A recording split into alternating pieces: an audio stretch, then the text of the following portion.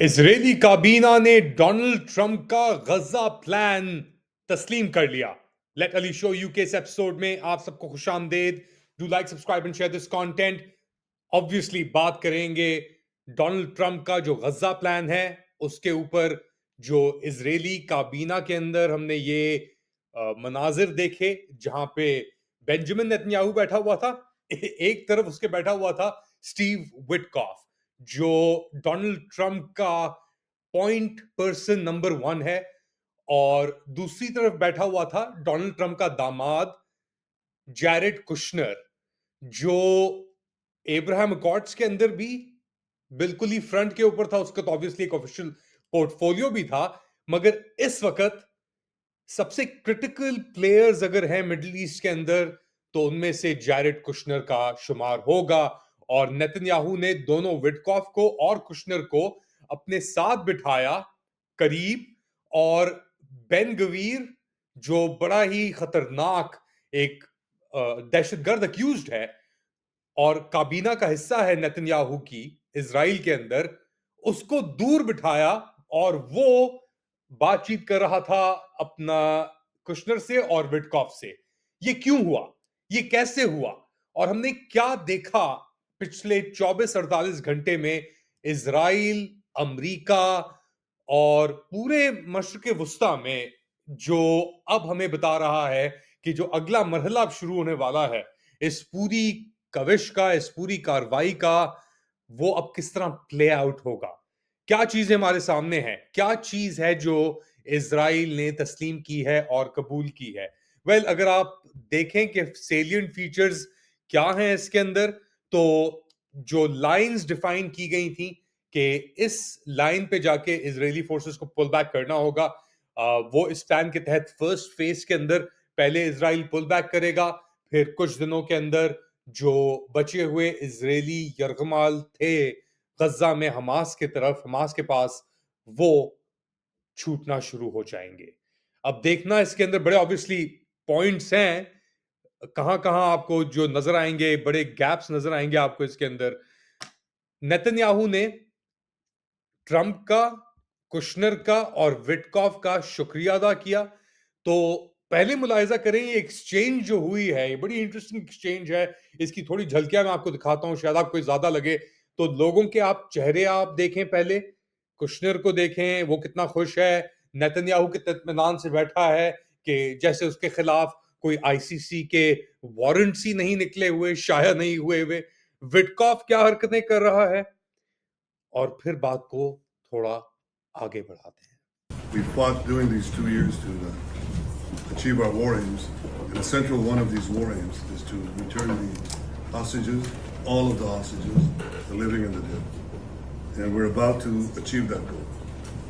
We couldn't have achieved it without the extraordinary help of President Trump and his team, Steve Witkoff and Jared Kushner. They worked tirelessly with Ron and his team, our team. Obviously, bringing the hostages home it's been a priority for President Trump for a very, very long time, and we've all worked very tirelessly to do that. But I really want to say that this all would not have been possible without the bravery of the IDF and the soldiers, what they've accomplished not just in Gaza, but also what they've done in the theater over the last couple of years to eliminate has be more flexible. But the truth is, as I look back, I don't think we get to this place without Prime Minister Netanyahu. Rather quickly, people want to join the Abraham Accords. And I put Jared there because he's a very smart person, and he knows the region, knows the people, knows a lot of the players. And the combination of him and Steve Witkoff and Marco and Cooper, who as I hear, has been fantastic, and others that were involved. JD was very much involved. I mean, we had a very smart group of people working. We had a lot of different players, different countries, and very diverse countries, very different from each other. تو یہ situation ہے, یہ صورتحال ہے. نیتنیاہو نے وعدے بڑے کیے تھے اور 2 سال اس نے دبا کے رکھا, یعنی کسی چیز کا اس نے احساس نہیں کیا, پرواہ نہیں کیا, اس نے بین گویر کو بھی استعمال کیا, سموترچ کو بھی استعمال کیا اپنی سروائیول کے لیے, اپنی حکومت کی سروائیول کے لیے. اس نے آئی سی سی کے جو اریسٹ وارنٹ تھے ان کو بھی سہا اور سپائٹ کیا. امریکہ سے اس نے دبا کے یعنی 31 ارب ڈالر 1-1.5 سال کے اندر امریکہ سے اٹھایا ہے اسرائیل نے.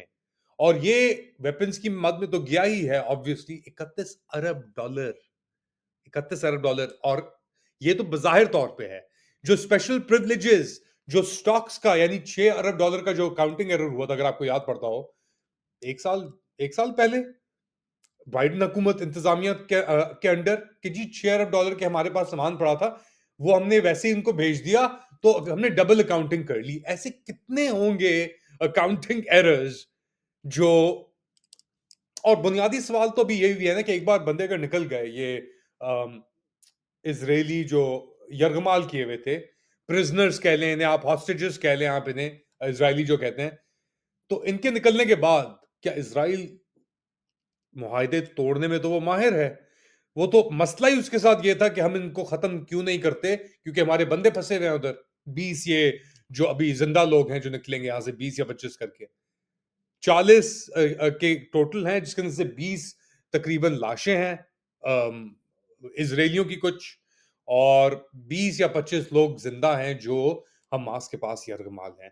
تو ان کی فیس اگر ریلیز ہوتی ہے تو سائملٹینیس اس کے, ابھی جیسے یہ دیکھا ہم نے, اسرائیلی ٹینک نے لوگ جانے کی کوشش کر رہے تھے شمال کی طرف, جنوب سے شمال کی طرف جانے کی کوشش کر رہے تھے, اور ایک اسرائیلی ٹینک نے ایک شیل اپنا مارا, کیونکہ ان کو عادت ہو گئی ہے نا سویلین ایریاز کے اندر اس طرح ٹارگٹ, جو ہم نے دیکھا ہے جس طریقے سے, جو ویڈیوز ہمارے سامنے آئی ہیں ان کو بیس بنا کے جو ہم دیکھ سکتے ہیں, ہم کہہ سکتے ہیں کہ عادت ہو گئی ہے 2 سال کے اندر یہ جو اسرائیلی ٹینکس ہیں اور اس کے اندر جو سولجرز ہیں انہیں, کہ سویلینز کو ٹارگٹ کرنے کی. اور اس کو اقوام متحدہ کی رپورٹس بھی کنفرم کرتی ہیں. اور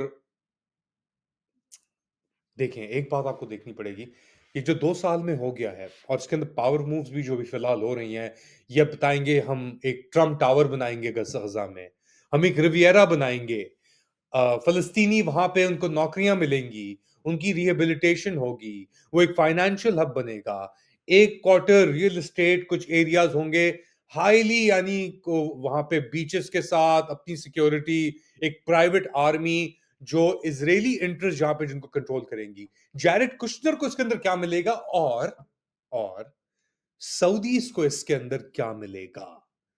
That is a very important question, کہ سعودی عرب کا اس کے اندر کیا مفاد ہے اس سچویشن کو اس طرح آگے بڑھانے میں. اور سعودیز کو جو ملے گا, کیونکہ سعودیز اور جیرڈ کشنر, اب آپ کو یہ بات بھی آبویسلی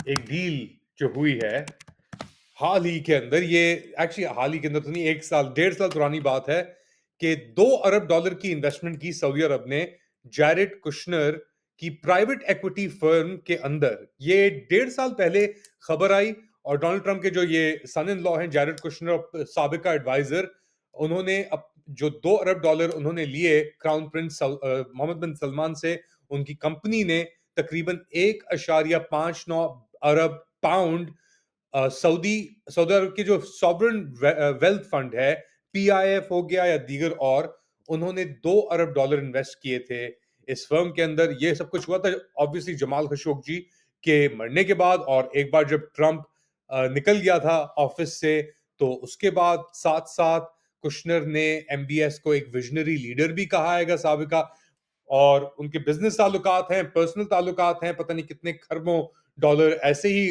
محمد بن سلمان نے دے دیے ہیں کشنر کو اور ٹرمپ خاندان کو. اب وٹکاف کے کیا انٹرسٹ ہیں, فار ایگزامپل یو اے ای کے اندر وٹکاف کے بیٹے کے, پاکستان کے اندر کرپٹو کو لے کر, غازہ کا کیا اس کے اندر رول ہوگا. مگر ایک بات یاد رکھیں, جو بھی بندہ اس کے اندر انویسٹ کرے گا اس پروجیکٹ کے اندر, وہ اس ثبوت کے ساتھ یا اس اپنے ضمیر کو اطمینان دے کے کرے گا کہ ہاں میں جانتا ہوں یہاں پہ کم سے کم 30,000 بچہ مارا گیا, قتل کیا گیا اسرائیل کے ہاتھوں, اللیجڈلی کہہ لیں نہیں کہہ لیں, جو ہمارے پاس جو ڈیٹا موجود ہے شاید اس سے بھی زیادہ. اور اس کے باوجود میں یہاں پہ انویسٹمنٹ بھی کر رہا ہوں, यहाँ पे मैं जो ट्रम्प प्लान है उसे तरजीह भी दे रहा हूं, तो ये सब चीजें अब वाजे हो चुकी हैं। और जितना भी इसके अंदर पैसा जा रहा है, लग रहा है, जो बड़ी बातें की जा रही हैं, जैसे एर्दोआन साहब ने भी एक बात की कि जी मैं तो रिकंस्ट्रक्शन की तरफ जो है वो अब टर्की इन्वेस्ट करेगा, और जो स्टेबलाइजेशन फोर्स है उसके अंदर भी बात की जा रही है कि शायद टर्किश आर्म फोर्सेस का एक किरदार हो। Biliyorsunuz uzun bir süredir Gazze'de akan kanın durması ve ateşkesin tesisi için yoğun çaba içindeydik. Bundan sonra acil olarak kapsamlı insani yardımların Gazze'ye ulaştırılması, rehine ve mahkumların takası, İsrail'in saldırılarını derhal durdurması, तो अब जब सब चीजें हमारे सामने हैं, सब angle से हमने इसको देखने की कोशिश की है, मगर हमने चाइना का जिक्र नहीं किया। नरेंद्र मोदी ने हिमायत की, तारीफ की, नेतन्याहू की भी तारीफ की कि जी अब इसके अंदर नेतन्याहू क्या निकल सकता है बाहर बिल्कुल अपने हाथ उस खून से धो के? मुझे नहीं लगता। और मैं इसकी वजह आपको बताता हूं। चलें, सऊदीज ने तो पैसा डाल दिया है नेतन्याहू में भी, ट्रंप में भी और दीगर और चीजों के ऊपर, मगर जो सेंटिमेंट है ना स्ट्रीट्स के अंदर, सड़कों पे जो ख्यालात हैं अब, और ना सिर्फ अरब ममालिक में, कनाडा में, ब्रिटानिया में, अमेरिका में, यूरोप में, वो इतने स्ट्रांगली एंटी इजराइल गजा को लेकर हो चुके हैं कि अब इनको बहुत, जितना पैसा ये डाल सकते हैं डालेंगे, वो हम देखते हैं, हम देख रहे हैं अपने सामने।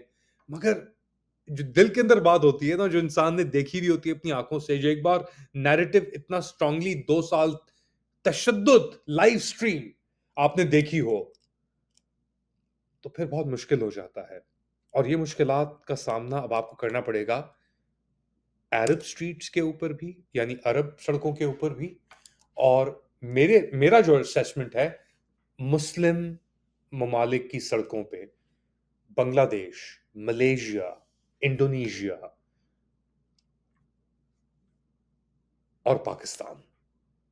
और पाकिस्तान बहुत इसके अंदर एक अहम किरदार क्यों अदा करेगा, जो मैं समझता हूं, आप ये फुटेज देख रहे हैं, ये है अराइवल एक गाजा फ्लोटिला, जो सुमुद फ्लोटिला थी, उसके अंदर कुछ जो हीरो सामने उभर के आए हैं, उनमें से एक हीरो है सेनेटर मुश्ताक अहमद। इनको इजराइल ने यरगमाल रखा, इनसे कहा कि आप इस पे दस्तखत करें, आपको जाने देंगे हम। इन्होंने दस्तखत करने से इनकार किया, इनकी दाढ़ी को शेव किया गया और इनको फिर छोड़ दिया गया, क्योंकि पाकिस्तान ने अपेरेंटली यूरोपियन किसी ममालिक से और जॉर्डन के थ्रू इनको रिलीज कराने की कोशिश की, तो सबको रिलीज कर दिया उस इनिशियल फ्लोटिला से। अभी और भी लोग पकड़े हैं, जो सेकंड वेव गई है, मेरे ख्याल से कोई 150 लोग के करीब दोबारा पकड़े गए, मगर ये जो पहली वेव थी 450 से 500 लोगों की, उसके अंदर सेनेटर मुश्ताक अहमद की भी हाजिरी थी।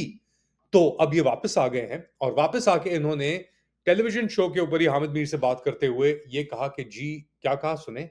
मैं आपको ये बात बताऊं कि मैंने जमात इस्लामी से इस्तीफ़ा दिया है। जब मैं इस सफ़र के दौरान जा रहा था, सिसली में था, मुझे उसके ऊपर कोई रिस्पांस मिला नहीं है। लेकिन आपको पता है मीर साहब, मैं जब एहतराम का, आप मेरे ख्याल में मेरे और आपका 25-26 साल का एक ताल्लुक़ है, एक्टिव ताल्लुक़, जब हम प्रोग्रामात में जाते हैं, एहतराम का, इज़्ज़त का वो एक ताल्लुक़ है। जमात की मैं बहुत कदर करता हूँ, यानी मैंने जो इस्तीफ़ा जमात का जिस दिन रात दिया, यकीन करें जिस रात मेरी वालदा की वफ़ात हुई थी और मैं जिस तरह रोया था उसी तरह मैं रोया। लेकिन हालात ऐसे बन गए हैं कि मैंने इस्तीफ़ा जमात से दिया है, उसके ऊपर अभी।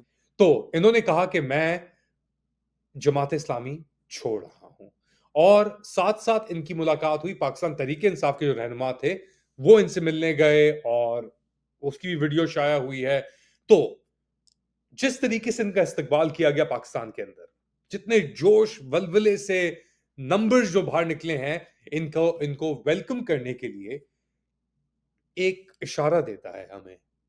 इस वक्त पाकिस्तान की हुकूमत और ये दीगर और जितनी हुकूमतें हैं, इन्होंने एक प्रो ट्रम्प पोजीशन पाई हुई है, out of convenience, out of मजबूरी, فلسطینیوں کا حال دیکھ کر جو بھی آوجہ کہہ لیں, قطر بھی اس کے اندر شامل ہے, مگر جو یہ میٹنگز ہو رہی ہیں, جیسے وٹکاف بیٹھا ہوا ہے, کشنر بیٹھا ہوا ہے, نیتن یاہو بیٹھا ہوا ہے, 3 لوگ اپنی ٹیم, یعنی سب آن بورڈ ہے نا, تو گھر کا معاملہ ہے, داماد ہے بھائی وہ تو ٹرمپ کا اگلا, دوسرا بیسٹ فرینڈ ہے اس کا, اور نیتن یاہو تو کشنر کے باپ کے گھر کے اندر, کشنر کے کمرے کے اندر سویا ہوا ہے.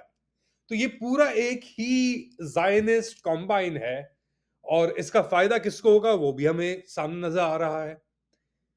ان سب چیزوں کے باوجود کیا آپ سمجھتے ہیں کہ جو سینٹیمنٹ ہے اور جو نفرت ہے اور جو غصہ ہے غزہ کو لے کر لوگوں کے دلوں میں, وہ ختم ہو جائے گا؟ سب چیزیں ہنکی ڈوری اسی طریقے سے چلتی چلی جائیں گی؟ کیا سینیٹر مشتاق احمد جیسے لوگوں کا اثر پاکستان کے اندر, ملیشیا کے اندر, ملیشیا کے تو تقریباً کوئی 20-25 بندہ تھا جو پکڑا گیا تھا, اور وہ واپس جب گیا, ان کی کیا ریسیپشن ہوئی ہے, ان کی کیا ویلکم ہوئی ہے؟ پوری دنیا کے اندر لوگوں کو ویلکم کیا جا رہا ہے. گریٹا کو جو بندہ واپس جا رہا ہے تو وہ ایک سمبل, ایک یعنی احتجاج کا, مزاحمت کا ایک کردار ابھر کے سامنے آ رہا ہے, ایک ہیرو ابھر کے سامنے آ رہا ہے. تو یہی چیز آپ دیکھیں گے کہ مسلم ممالک کی سٹریٹس کے اوپر ایک ڈسکنیکٹ جو پہلے تھا حکمرانوں میں اور لوگوں کے اندر, اس کے اندر اضافہ ہوگا. اور غزہ کی وجہ سے, یعنی ایک بہت اہم کردار ادا کرے گا غزہ اس اضافے کو مزید بڑھانے میں اور انکریز کرنے میں, اور اس کا پریشر ڈائریکٹلی پڑے گا ان رجیمز کے اوپر کہ ایک بار سٹریٹس کے اندر اگر یہ ایشو اتنی تیزی سے نکل گیا تو پھر آپ لوگ کیا سمجھتے ہیں کیا ہوگا؟ بتائیں مجھے کامنٹ سیکشن کے اندر. Do like, subscribe and share this content. تھوڑی دیر بعد دوبارہ حاضر ہوں گا اپڈیٹ کے ساتھ, اور تب تک کے لیے ٹیک کیئر.